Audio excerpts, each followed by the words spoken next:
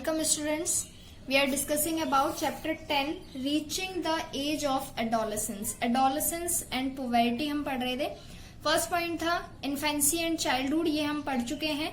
Stage of growth of a baby from birth to about 2 years of age is called infancy. एंड चाइल्डहुड हमने पढ़ लिया था 2 to 12 years of age, वहां पर चाइल्डहुड होता है. एंड देन हम एडोलसेंस एंड पुबर्टी एज पर आते हैं. एडोलसेंस होता है एक टाइम पीरियड है चाइल्डहुड से एडल्टहुड के बीच का, अबाउट 13 to 19 years एज, जिसे हम टीनेजर्स भी बोलते हैं, टीन एज जिसे बोलते हैं, that is adolescence. And puberty जब आता है कि जब एक एज पर सेक्स हार्मोन्स या फिर जेमेट्स जो होते हैं वो प्रोड्यूस होना स्टार्ट हो जाते हैं. एक सेक्सुअल मैच्योरिटी जब आती है then it is called on puberty.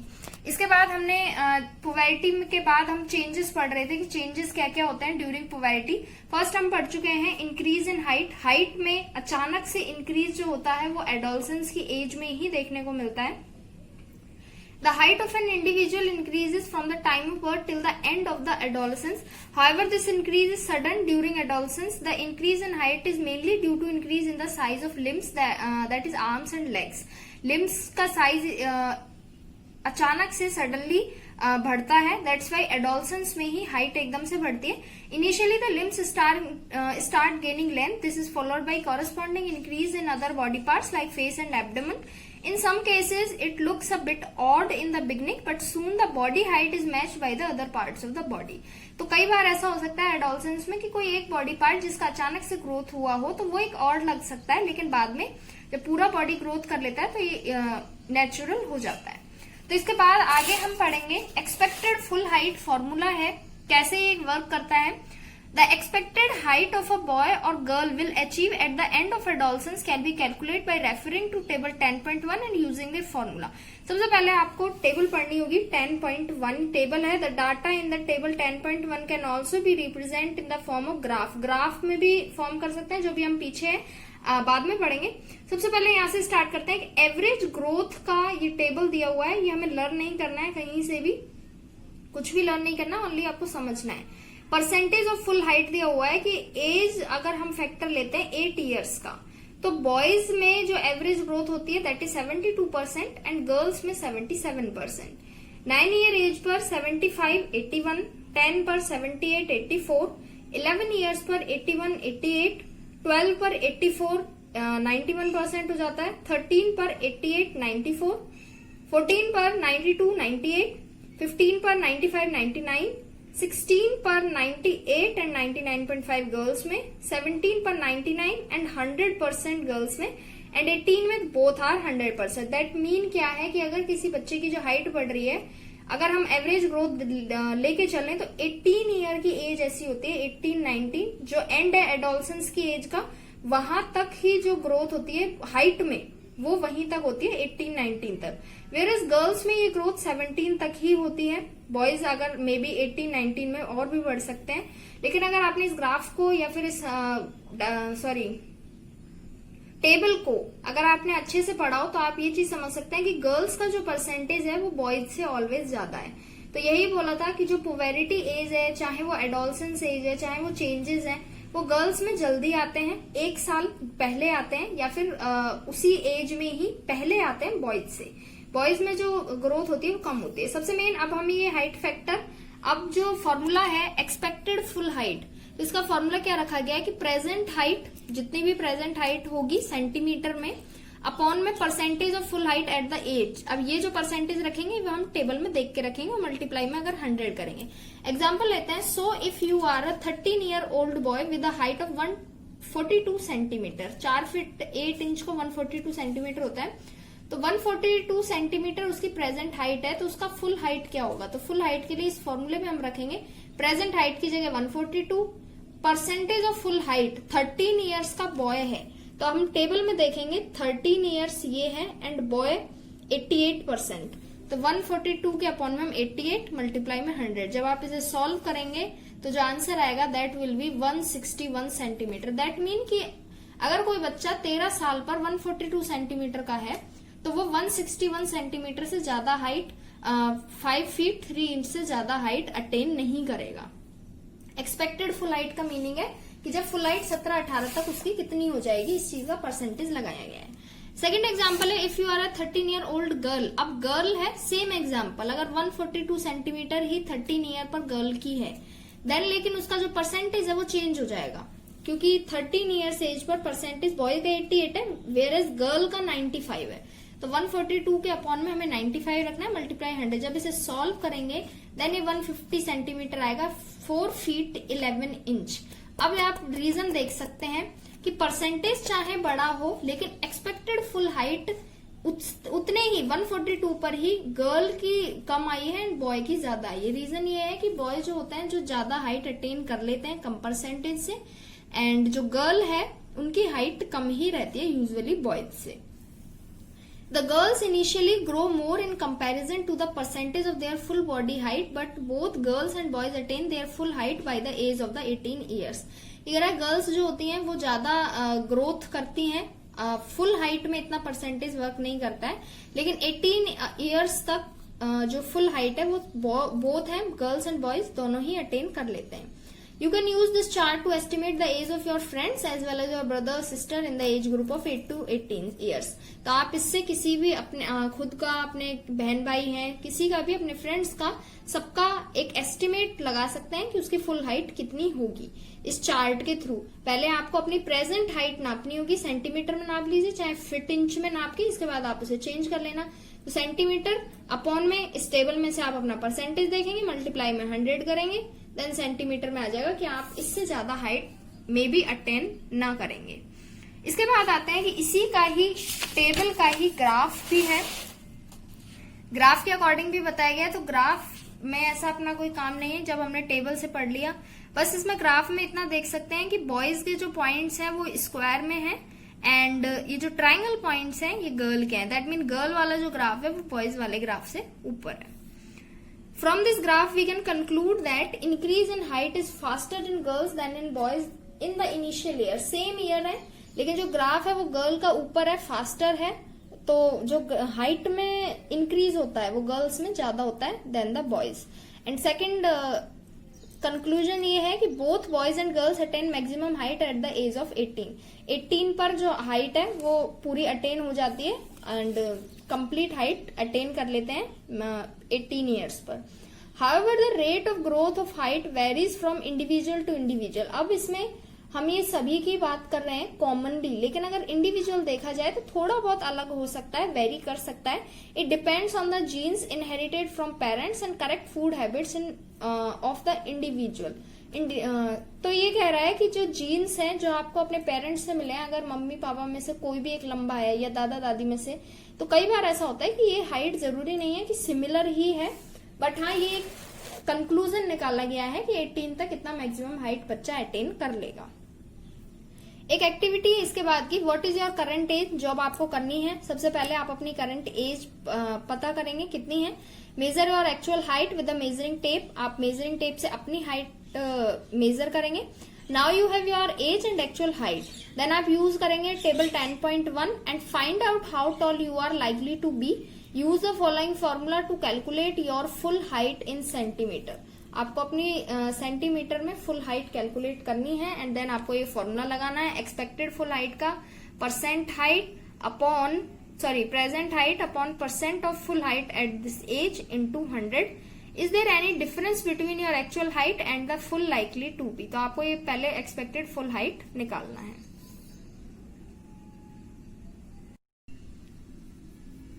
Next point is change in body shape and structure. Adolescence के बाद बॉडी शेप में भी और स्ट्रक्चर में भी चेंज होता है। In case of boys the muscles become stronger, जो मसल्स होती हैं वो स्ट्रांग हो जाती हैं।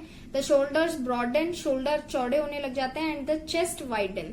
The case of girls the muscles become stronger as compare to before the beginning of puberty. Puberty के बिगिनिंग में जितनी स्ट्रांग नहीं होती है उसे थोड़ा स्ट्रांग और होने लग जाती है, लेकिन बॉयज के सेम स्ट्रांग नहीं होते हैं। But the muscles do not become as strong as those in the case of boys.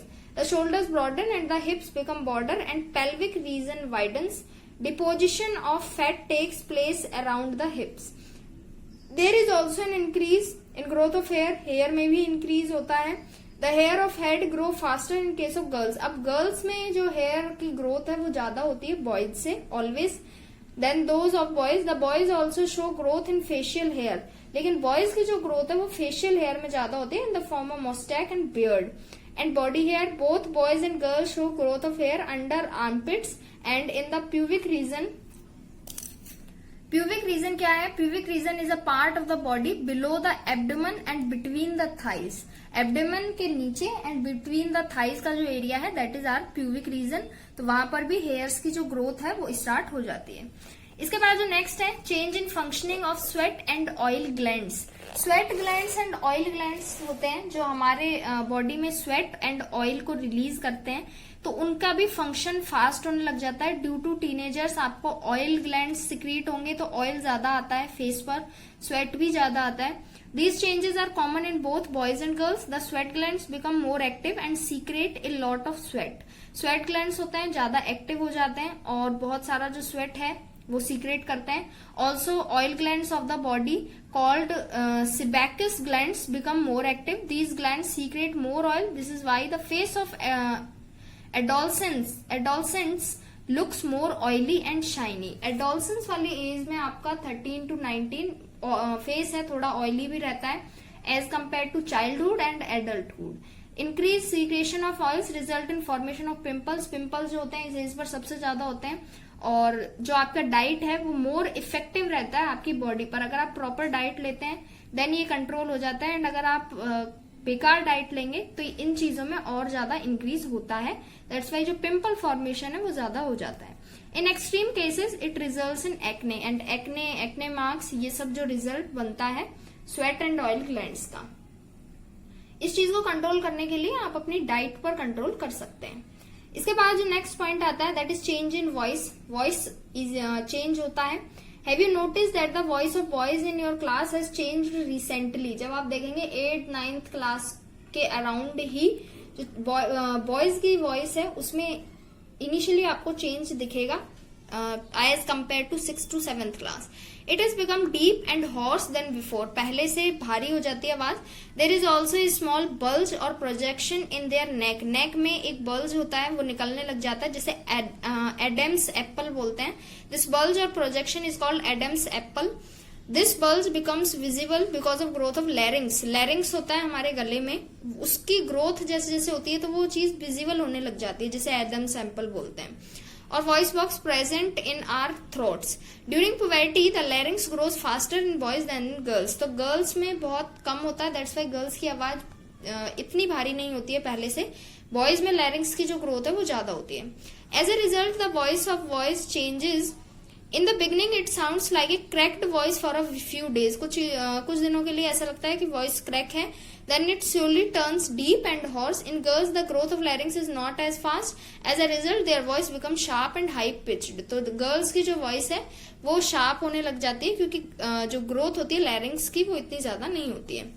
तो ये होता है एडम्स एप्पल जो डायग्राम में बताया गया है. तो ये बॉयज में ही ज्यादा विजिबल होता है. इसके बाद जो नेक्स्ट पॉइंट है that is changes in sex organs. At puberty the reproductive organs become functional. Reproductive जो ऑर्गन्स होते हैं जो हमारा रिप्रोडक्शन की प्रोसेस में हेल्प करते हैं वो फंक्शनल होने लग जाते हैं.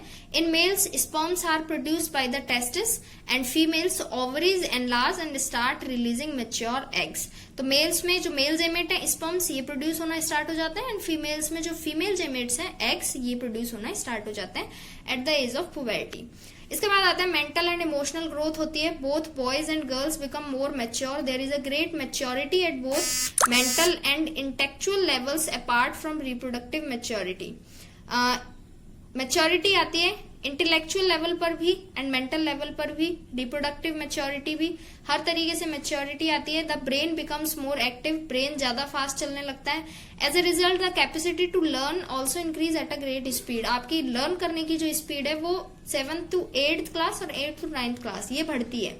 Emotional and psychological maturity is also attain during this stage. Emotional और साइकोलॉजिकल साइको हो जाते हैं, साइकोलॉजी अलग हो जाती है, इमोशनल मैच्योरिटी आती है किसी भी चीज को हैंडल करने के लिए. The changes during puberty are natural. तो ये चेंजेस जो हमने पढ़े हैं ड्यूरिंग पुबर्टी नेचुरल हैं, सभी में होते हैं. पार्ट है हमारी बॉडी ग्रोथ का. One should not feel insecure और शाय अबाउट दैम. आपको इस चीज के लिए इनसिक्योर फील नहीं करना है या फिर किसी भी चीज की शर्म नहीं है, ये सभी में होता है. इसके बाद production of hormones at puberty. Testis and ovaries start producing sex hormones. The testis produce the male sex hormones called testosterone, जो हमने पहले भी पढ़ चुके हैं रिप्रोडक्शन वाले पार्ट में. The ovaries produce the female sex hormone called estrogen. Progesterone भी होता है. The sex hormones play an important role in the process of reproduction. ये कंप्लीट टॉपिक हम रिप्रोडक्शन वाले चैप्टर में पढ़ चुके हैं, जिसमें डेवलपमेंट होता है सेकेंडरी सेक्सुअल कैरेक्टर्स का. तो सेकेंडरी सेक्सुअल कैरेक्टर्स हमने यहाँ नहीं पढ़ा है, तो वो हम नेक्स्ट वीडियो में देखेंगे. सेकेंडरी सेक्सुअल कैरेक्टर्स क्या होता है and complete detail of secondary sexual characters का. Welcome student. We are discussing about chapter 10 reaching the age of adolescence, जिसमें हम infancy, childhood, adolescence, puberty ये 4 टॉपिक पढ़ चुके हैं. Now today we will start secondary sexual characteristics. Production of hormones हम already पढ़ चुके हैं, रिप्रोडक्शन वाले चैप्टर में भी हमने पढ़ा है production of hormones. Today we will start new topic secondary sexual characters. The physical features will help to distinguish between male and female are called secondary sexual characteristics.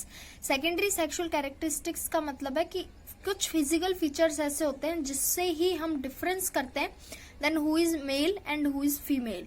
तो they are जो हमारे sexual characteristics हैं, secondary sexual characteristics हैं, जो हमारे physical features हैं. कुछ physical features जो males के हैं वो इसमें दिए हुए हैं. Growth of facial hair such as beard and moustache in males. Males में ही होता है ये बियर्ड एंड मोस्टैक आना. ये फेशियल हेयर की जो ग्रोथ है ये मेल्स में ही होती है. तो ये एक फिजिकल फीचर है जिससे हम डिस्टिंग्विश करते हैं कि मेल है ये. Growth of hairs under the armpit, under chest and in the pubic regions. Broadening of shoulders and chest in males. Males में चेस्ट एंड ब्रॉड होते हैं, शोल्डर्स भी. Sudden changes of moods in both males and females. Males and females दोनों में ही moods sudden change होते हैं adolescence की as में. Attainment of sexual maturity which results in attraction towards the opposite sex. Sexual maturity आती है adolescence की as में. तो जो हम प्रीवियस वीडियो में क्या क्या चेंजेस आते हैं वो हम डिटेल में पढ़ चुके हैं. Same of these characteristics found in females are. Females में भी कुछ होते हैं changes. First is development and enlargement of breast and the milk secreting और मेमोरी ग्लैंड्स. ब्रेस्ट में, फीमेल्स के ब्रेस्ट में मेमोरी ग्लैंड्स होते हैं जिन्हें मिल्क सीक्रेटिंग ग्लैंड्स भी बोलते हैं. इनका डेवलपमेंट और एनलार्जमेंट जो होता है वो एडोलसेंस की एज में ही होने लगता है. इसके बाद ये वाला जो सेम है, development of hairs under armpit and pubic regions. Broadening of hips and widening of pelvic regions. Initiation of menstrual cycle. Menstrual जो साइकिल होता है वो स्टार्ट हो जाता है एडोलसेंस की एज में ही. और जो वॉइस है, मेल की जो वॉइस है वो थोड़ी भारी होने लगती है, वेयर एज फीमेल की जो वॉइस है वो हाई पिच्ड हो जाती है थोड़ी. Now we will start endocrine glands and hormones. Endocrine glands क्या होते हैं और जो हार्मोन सिक्रीट होते हैं उनके बारे में अब हम इस चैप्टर में आगे बढ़ेंगे. The human body has 2 types of glands, one with ducts and other without ducts. Ducts होते हैं, एक तो होते हैं ग्लैंड्स जो विदाउट डक्ट्स होते हैं और एक ग्लैंड्स होते हैं जो विद डक्ट्स होते हैं. अभी हम आगे पढ़ेंगे किस अकॉर्डिंग हम इनको डिफ्रेंशिएट करते हैं. Endocrine glands or exocrine glands पहले पढ़ेंगे. Exocrine glands are those glands which produce juices and enzymes. Exocrine glands जो होते हैं वो उस तरीके के ग्लैंड है जो जूस एंड एंजाइम्स जो होते हैं जितने भी हमारी बॉडी में वो प्रोड्यूस करते हैं. दीज ग्लैंड्स हैव डक्ट्स और pipes to transfer their secretion directly into the organ. तो ये जो भी सीक्रेट करते हैं उसको पहुंचाने के लिए, ट्रांसफर करने के लिए इनके पास डक्ट्स एंड पाइप्स भी होते हैं which needs those juices and enzyme. Some exocrine glands of our body are salivary glands, sweat glands, liver, etc. ये कुछ ग्लैंड्स हैं जो एक्सोक्राइन ग्लैंड्स की कैटेगरी में आते हैं. एंडोक्राइन ग्लैंड से हार्मोन्स रिलीज होते हैं एंड एक्सोक्राइन ग्लैंड से जूसेस जितने भी होते हैं, जैसे सीक्रेटिव जूस होंगे, सेलिवरी ग्लैंड से ये जूस में एंजाइम्स आते हैं, वो एक्सोक्राइन ग्लैंड से रिलीज करते हैं, वेयरएज एंडोक्राइन ग्लैंड्स जो होते हैं वो हार्मोन्स रिलीज करते हैं. Endocrine glands are those glands which release hormones. Hormones are the chemical substances which are release to control and maintain various function in our body. अब hormones का क्या work है? केमिकल सब्सटेंस होते हैं जो हमारी बॉडी में कंट्रोल करते हैं और मेंटेन करके रखते हैं फंक्शंस को. These glands do not have ducts for transfer of their secretion. इनके पास डक्ट्स नहीं होते हैं ट्रांसफर करने के लिए. ट्रांसफर करने के लिए जो पाइप्स होते हैं उन्हीं को ही डक्ट्स बोलते हैं. तो एक्सोक्राइन ग्लैंड्स ऐसे होते हैं जिनके पास डक्ट्स होते हैं जो ये ट्रांसफर करते हैं अपने सीक्रेशन को, जूसेस को, एंजाइम्स को. वेरेज एंडोक्राइन ग्लैंड जो होते हैं इनके पास डक्ट्स या पाइप्स नहीं होते हैं ट्रांसफर करने के लिए. तो इसी वजह से इन ग्लैंड्स को, एंडोक्राइन ग्लैंड्स को डक्टलेस ग्लैंड्स भी बोला जाता है. The hormones are release by endocrine glands into the blood.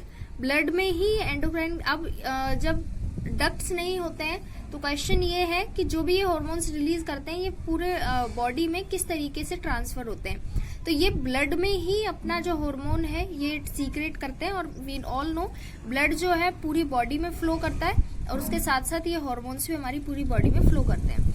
The hormones are released by endocrine glands into the blood. The blood then carries these hormones to the organs which need these hormones. Some endocrine glands of our body are pituitary gland होता है, pancreas होता है, adrenal, ये सारे होते हैं जो hormones release करते हैं. Position of some of the important endocrine glands are shown in the figure. Diagram में ये दिया हुआ है डायग्राम, जिसमें सबसे ऊपर हाइपोथैलेमस है जो माइंड में होता है, पिट्यूटरी, पाइनल, थायराइड जो होती है वो गले में होती है, पैराथायराइड भी, थाइमस भी. इसके बाद एडर्नल, पैनक्रियाज आप सभी को पता है, ओवरी, यूटेरस एंड टेस्टिस. तो ये सारी ग्लैंड्स हैं जहां से हॉर्मोन्स सिक्रीट होते हैं. अब इन सभी ग्लैंड्स के बारे में हम डिटेल से भी पढ़ेंगे. Some endocrine glands become more active during puberty and adolescence. Endocrine glands जो होते हैं वो पुबेरिटी टाइम पे या एडोलसेंस टाइम पे मोस्टली ज्यादा एक्टिव हो जाते हैं. These glands also help in maintaining the phase of life during which reproduction can take place. Mainly endocrine glands क्यों चाहिए हमारी बॉडी को? तो ये हमारी पूरी लाइफ सर्वाइव करने के लिए चाहिए, जिससे रिप्रोडक्शन का जो प्रोसेस है वो हमारी बॉडी में हो सके. The endocrine glands that play a role in reproduction are. अब कौन कौन से एंडोक्राइन ग्लैंड्स हैं जो हमारी रिप्रोडक्शन की प्रोसेस में रोल प्ले करते हैं, उनके ही बारे में हम इस चैप्टर में डिटेल में पढ़ेंगे. First is pituitary gland. Pituitary gland क्या है? It controls the functioning and secretion of other endocrine glands of the body. जो अदर एंडोक्राइन ग्लैंड्स हैं उन्हें भी कंट्रोल करने के लिए, फंक्शन करने के लिए, सीक्रेशन सब कुछ कंट्रोल करने के लिए ग्लैंड चाहिए, जिसे मास्टर ग्लैंड भी बोलते हैं. दैट इज पिट्यूटरी ग्लैंड, जो बाकी ग्लैंड्स पर, बाकी सीक्रेशंस पर कंट्रोल करता है. So this gland is called master gland. It is located at the base of brain. होता कहाँ है? ये ब्रेन में होता है. It secretes growth hormones. ये भी हार्मोन्स रिलीज करता है. कंट्रोल करने के साथ साथ भी ये ग्रोथ हार्मोन्स है उन्हें रिलीज करता है. Since maximum growth of human body takes place during adolescence, so this gland is very active during this stage. Maximum जो ग्रोथ होती है ह्यूमन बॉडी की वो ड्यूरिंग एडोलसेंस होती है, एडोलसेंस वाले टाइम पर ही होती है. इस वजह से इस एज को बहुत एक्टिव माना गया है. इस एज पर इस ग्लैंड को सबसे ज्यादा वर्क करता है एडोलसेंस की एज पर. Also it secretes the hormone which help in the formation of gametes by male and female gonads. Gametes जो निकलते हैं, जेमेट्स का जो फॉर्मेशन होता है वो इसी पिट्यूटरी ग्लैंड की हेल्प से ही होता है. Next is thyroid gland. Thyroid gland जो है ये लार्जेस्ट ग्लैंड माना गया है. एंडोक्राइन ग्लैंड के ही पार्ट है ये सब. It is the largest endocrine gland of our body. It is located in the throat. Throat mean हमारे गले के आसपास, गले में ही अंदर ये होता है. It produces two types of hormones, thyroxine and calcitonin.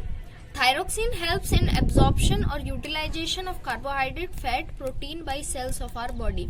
Thyroxine जो है वो क्या करता है? एब्जॉर्प्शन करता है और यूज में लेता है जितना भी कार्बोहाइड्रेट, फैट, प्रोटीन जो बनते हैं हमारी सेल्स में, उनका सबका यूज कहाँ होगा, कैसे होगा, एब्जॉर्प्शन, ये सब कुछ थायरोक्सिन हार्मोन देखता है. And calcitonin helps in absorption and utilization of calcium. तो थायरोक्सिन तो हेल्प करता है कार्बोहाइड्रेट, फैट्स एंड प्रोटीन्स के लिए, एंड कैल्सिटोनिन नेम से ही calcium Both these hormones play an important role in development of bones and muscles in our body during adolescence. Adolescence के time पर जितना भी bones में development होता है, muscles में development होता है, वो इन्हीं thyroid gland की वजह से ही होता है. Thyroxine is produced only in the presence of iodine. Thyroxine कब प्रोड्यूस होता है? जब हम आयोडीन, अब जहाँ पर आयोडीन की कमी हो जाती है तो वहां पर थायरोक्सिन जो हार्मोन है वो कम हो जाता है. If our diet is deficient in iodine it results in lack of formation of thyroxine, जिसे गॉइटर बोलते हैं.